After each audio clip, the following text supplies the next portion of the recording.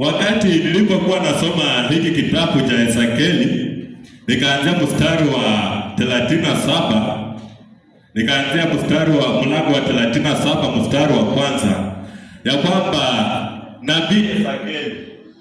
nabii Ezekieli alipokuwa katika ziara zake, kulikuja neema na mkono wa Bwana ukaweza kumkuza katika maisha yake.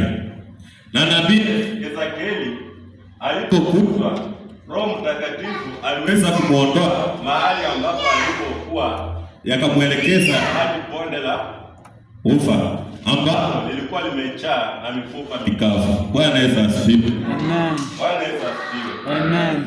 Hizi mifupa mikavu ambazo tunaongelea zilikuwa ni za wale wana wa Israeli waliokuwa wamekufia pale exile, wakaenda wakatupwa katikati ya bonde la ufa.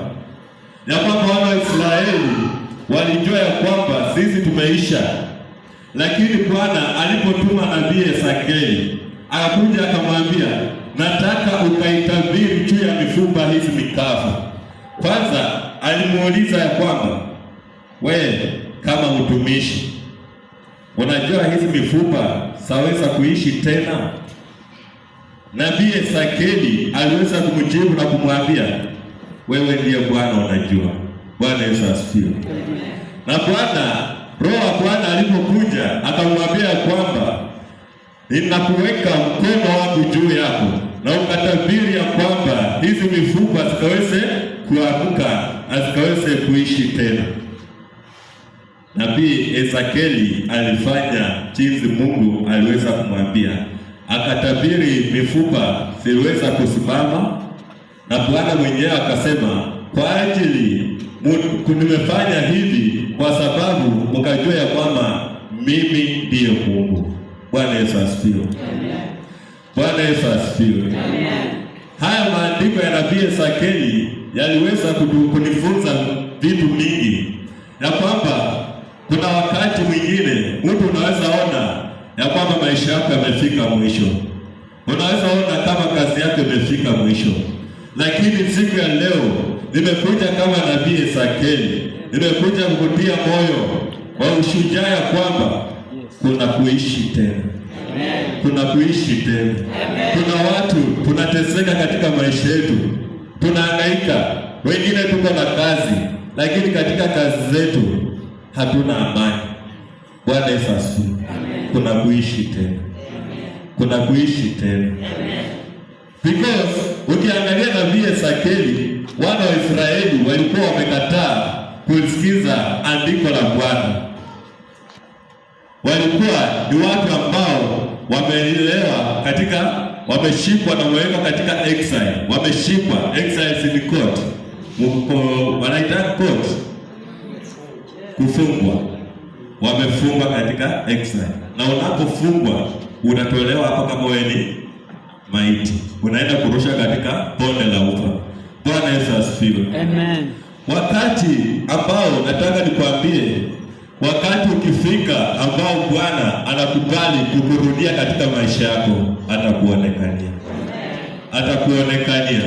Na sisi ya kwamba sio ya kwamba ati nikubahatisha na bahatisha.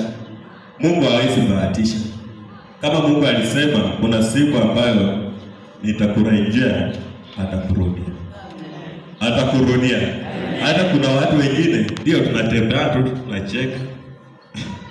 Tunacheka, tunafurahi, siku inaisha, Sunday inaisha, tunaenda kwa cell group, tunatoka cell group, unaenda, lakini hakuna kitu ambacho mnajua ya kwamba kinaendelea. Bwana Yesu asifiwe. Kuna kitu nataka niongelee katika spiritual, about the spiritual. Mnakumbuka siku ambayo Mary Magdalena aliweza kuingia katika nyumba ya Lazaro? Kuna maneno mengine yanakaa spiritual, yanakaa logical, but they are not spiritual. Bwana Yesu asifiwe. Asifiwe tena. Wakati Mary Magdalena aliweza kuingia katika nyumba ya Lazaro, kulikuwa na disciple mmoja ambaye alikuwa anaitwa Juda Isakariot. Kumbuka ya kwamba Juda Isakariot alikuwa ni mtu ambaye ni rafiki wa karibu wa Yesu Kristo. Wakati ambapo Mary Magdalena aliweza kuingia katika nyumba ya Lazaro, aliweza kuchukua mafuta, anointing oil, akaenda akapanguza miguu ya Yesu Kristo na akaweza kupanguza na nywele zake. Juda Isakariot sounded logical. Alisema, Yesu, unajua hii mafuta ambayo mnaharibu kwa miguu hii mafuta tungeuza, tungepata pesa na tungesaidia Waisraeli. Unaona, the statement looks so much logical, but it is not spiritual, because Juda Isakarioti alikuwa ni mwizi. Alitaka ya kwamba zile pesa akaweze kuweka katika mfuko wake. Bwana Yesu asifiwe. Amen. Alikuwa ni mtu mwizi, but the statement looks logical. Nataka kukuambia kwamba kuna watu watapanga katika vikundi zetu za cell group, katika makanisa yetu. Kuna watu watapanga mistari waonekane ya kwamba wamekula Biblia sawa sawa. Watakuja katika maisha yako, wataweza kukurudisha nyuma, wataweza kukuangusha katika wokovu, wataweza kukuangusha kabisa. Utakuwa ukiangalia kanisa, unaona ya kwamba kanisa hakuna kitu inaniasaidia, kwa sababu be careful, because we have Juda Isakariot among us.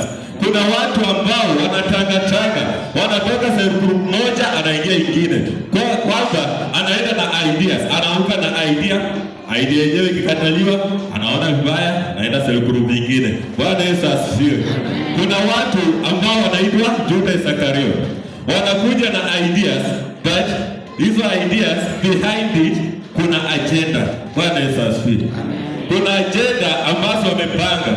Wamekuja wameona cell group yako ama kanisa yako imeweza nini? Inanawiri.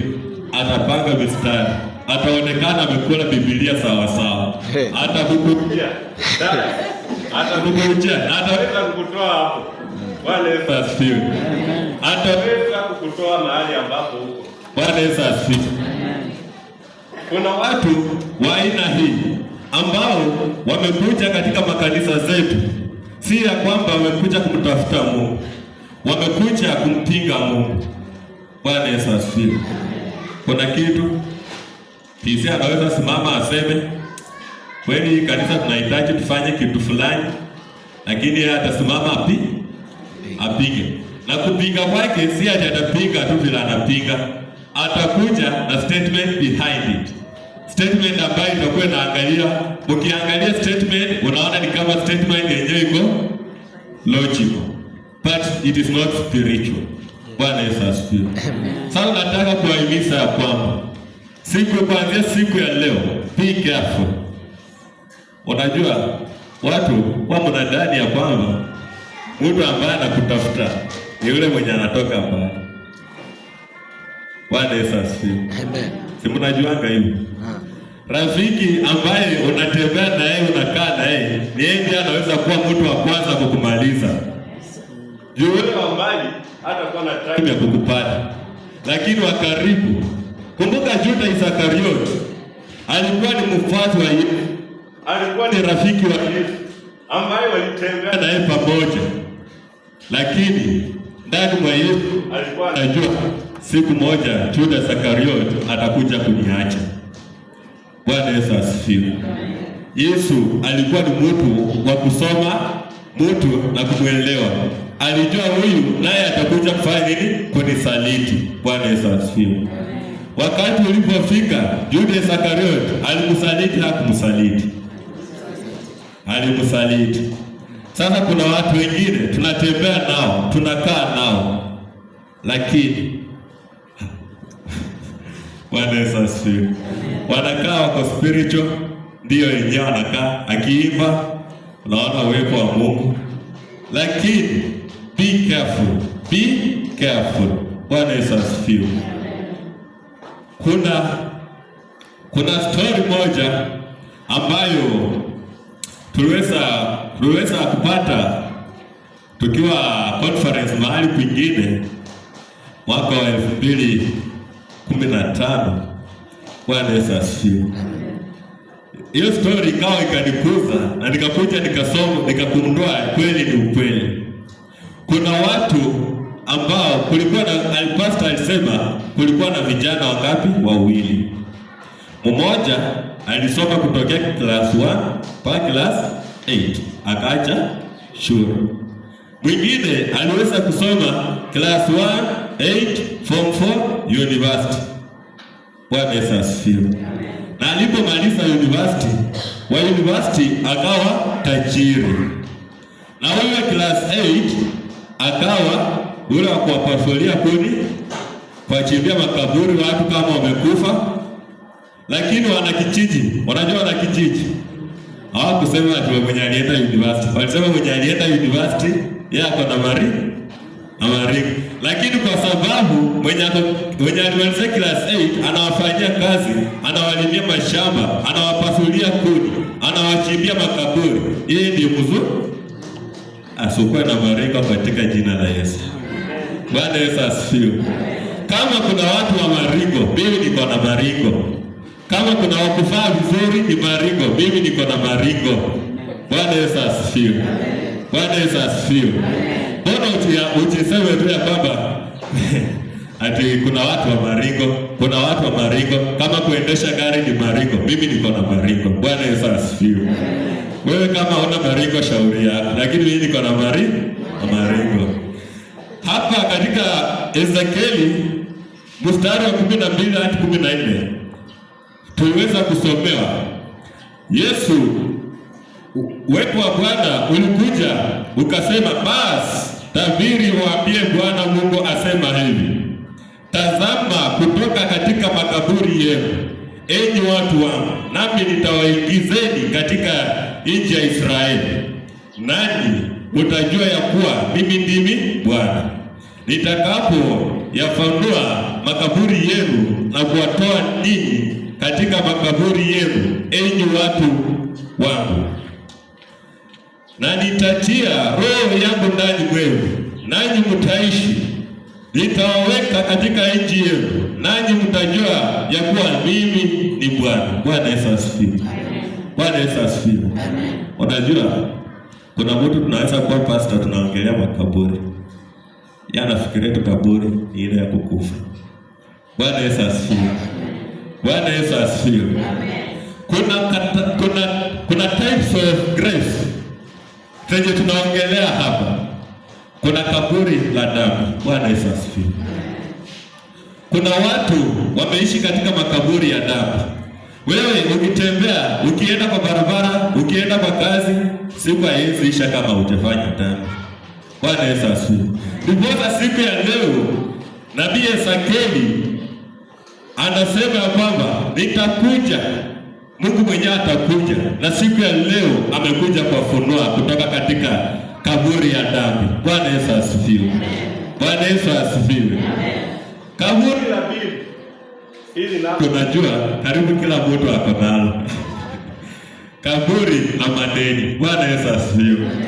Unasemaga ati kama huna deni wewe si Mkenya. Bwana Yesu asifiwe. Bwana Yesu asifiwe. Kaburi ya madeni.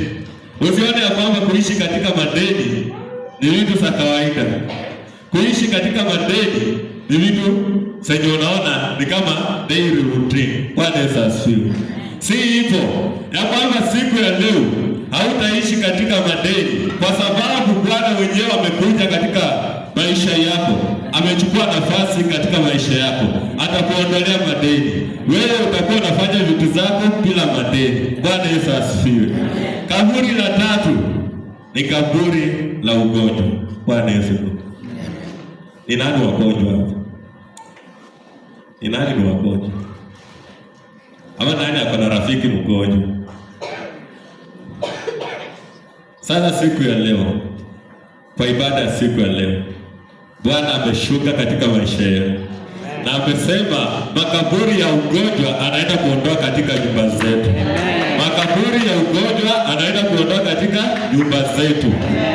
Kuna watu ambao wameishi katika makaburi ya ugonjwa, wanaona it is normal. Wakati wewe unapata mshahara, ndugu yako ni mgonjwa. Ukipata mshahara, babako ni mgonjwa. Ukipata mshahara, baba ni mgonjwa. Ukipata mshahara, mke ni mgonjwa. Bwana Yesu asifiwe. Sasa hapo mkaanza kunyamaza. Bwana Yesu asifiwe. Unaona ni kama ni kitu ya kawaida. Si kitu ya kawaida. Kuishi katika ugonjwa si kitu ya kawaida. Kuna watu wameishi miaka mingi, lakini unapataga ati yeye mgonjwa ni homa. Au hakuna siku yenye ashaibwa mgonjwa akaenda akalazwa hospitali.